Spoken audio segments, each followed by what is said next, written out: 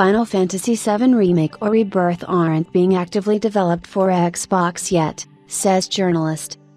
Following yesterday's rumor shared by Windows Central journalist Jez Corden that several Final Fantasy games such as Final Fantasy VII Remake, Final Fantasy VII Rebirth, Final Fantasy XVI, and the Pixel remasters were on the docket for an Xbox port, another journalist, Alex Donaldson from VG247, provided an opposite outlook.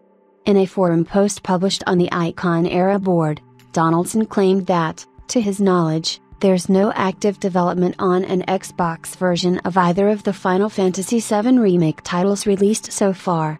He's confident that it will eventually happen, just not right now. He speculated that Square Enix would focus on completing the third part of the Remake trilogy and only then look at Xbox, and possibly Nintendo Switch 2, porting. Donaldson subsequently added that the company-wide policy change for the new multi-platform strategy inevitably takes time to be applied, so there might be unannounced Square Enix games that have been in development targeting the usual platforms, PlayStation and PC, since they were started before the changes, and it might not make financial sense to change that target when they are at a late stage of development.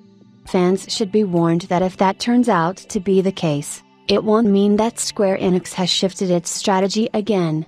Donaldson ends his post reiterating that things could have changed really recently, but last he heard, there were no development plans to port Final Fantasy VII Remake and or Rebirth to Xbox presently.